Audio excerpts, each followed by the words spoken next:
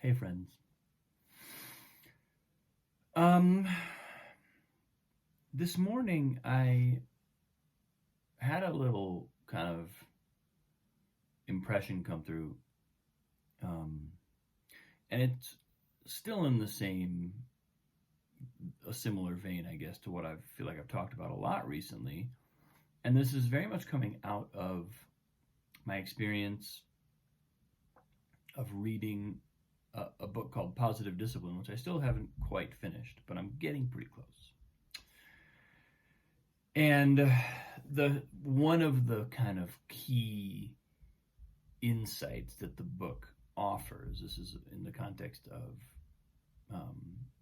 either raising children as a parent or teaching children in the classroom, working with kids in some way. One of the key insights is that misbehavior stems from discouragement. So, and there's actually a relatively intricate and sophisticated system for sort of identifying what kinds of and not necessarily the misbehaviors equal a certain kind of disappointment, but certain objectives are usually linked to particular forms of disappointment. And this is, of course, massively helpful if we're trying to work with a kid and help them. Of course, the symptom is the misbehavior, but that's not the cause. That's not the issue. What the child is actually saying through the misbehavior is, I'm discouraged. I need help with X. And if we sort of know how to decode what's going on there, then we can kind of work with that. We can hopefully help them. They don't necessarily have to identify what's going on, but we can identify what's going on, and we can give them a chance to develop alternative feelings, alternative ways of coping with the feeling of needing to belong, wanting to have belonging and meaning, belonging and significance, basically. Where my mind took me this morning is that adult behavior is the same. We don't call it misbehavior, and in fact, in the book, they call it, what do they call it? Lifestyle choices or something clearly a very benign, a deliberately benign term, but to describe forms of behavior, forms of patterns, basically patterns that we run in behavior and thinking that come from our own unresolved what they would call mistaken goals in a child. But we still have, we've still got those. I think I did a post on this maybe a week or two ago. I was kind of in the thick of it reading the book.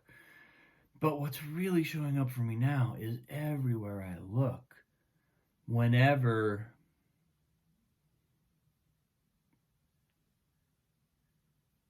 I encounter behavior or thinking, and either in my environment or not, it's almost like I start watching movies this way, I start reading the news this way. Everything that hits me feels like I'm actually being given a little glimpse of the disappointment, the discouragement that someone may have felt, and I've done a lot of, my wife and I've talked a lot about, like a lineage, inherited trauma, a lineage of stuff to cope with. And if you think back across a generation or two or three, it's not hard to see where some of that might come from. Looking at this is our culture in this country, but I mean, pick your country, pick wherever you are, look back 3, 4, or 5 generations and see if you can't identify some ways in which the kind of general cultural imprint might have left a trace of unresolved trauma, emotional, need, the need for belonging and significance to be somehow thwarted, and therefore to lead to all kinds of compensatory behaviors. But it's like, that's all I can see now.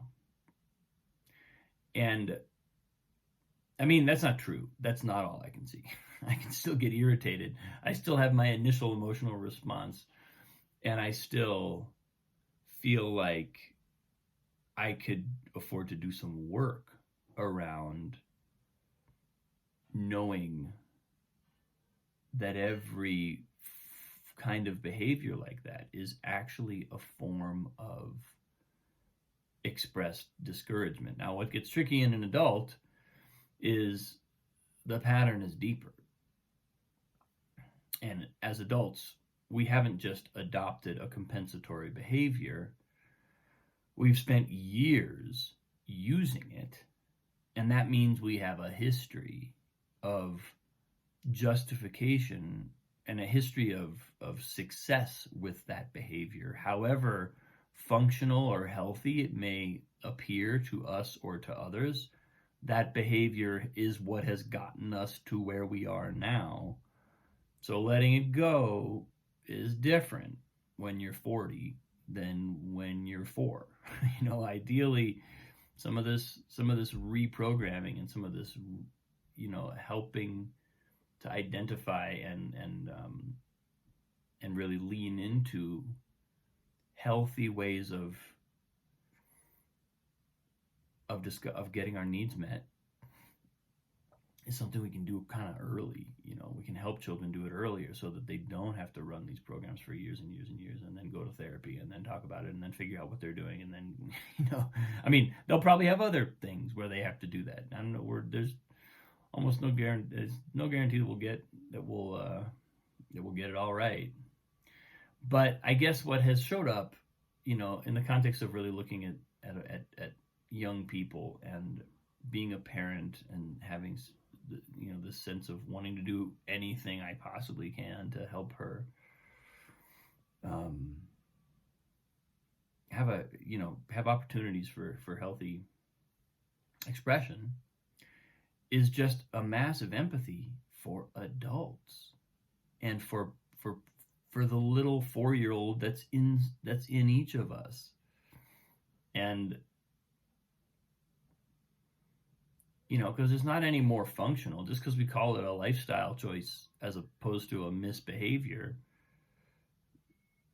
doesn't mean that it's serving us really any better. And I think what I'm experiencing is just this feeling that the sphere of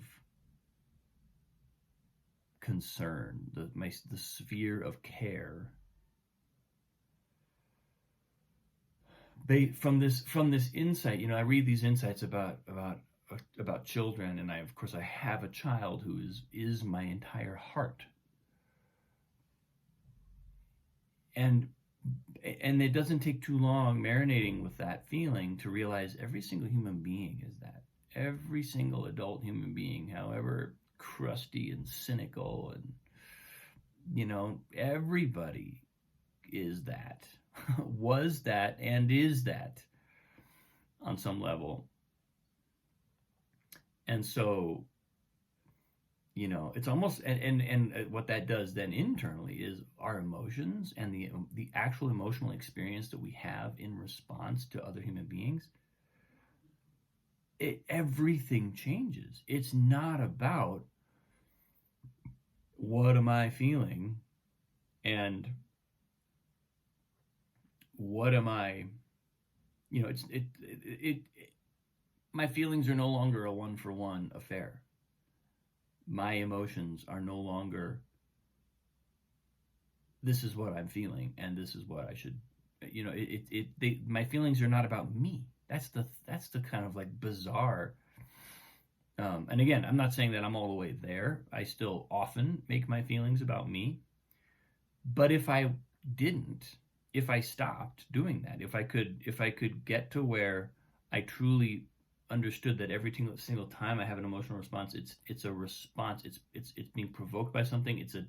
It's a kind of reciprocating uh, reflection of something, maybe in me. Maybe I'm working with some of my own inner trauma, but also maybe not. Maybe I'm having a response to someone else's trauma, and my emotion feels like mine because I feel it, but it's not really mine.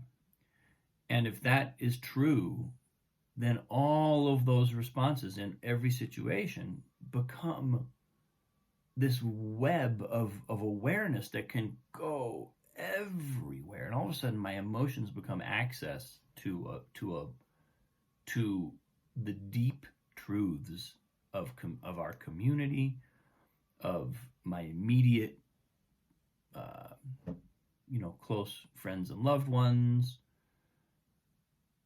I There's no limit. There's no boundary. I mean, there may be a kind of practical boundary as to how far we want to extend our empathic, you know, sensors, because probably possible to overload those. But the mechanism is in theory infinitely extendable, and it's in theory, I things it become awareness becomes available to me in a way, because I understand what's going on, as opposed to thinking that every time I have a feeling, it's my feeling, and I'm just feeling it, and it's something, all of a sudden it's like the world expands, and it's really exciting, and it's really humbling, because every time I get pissed off and want to have an emotional response, I have to. Now that I have this awareness, it's like I can't really do that. I can, but I'm indulging something that I know ultimately it's not even about. I'm just kind of like venting my own feeling, as opposed to really taking a look at what this is about. And there's always value there. There's always depth. There's always understanding. There's always more. So why would I pass that up? Why would I not want to, feel into that? So anyway, that's where I am today. Thanks, folks. Much love. Appreciate you. I'll see you soon.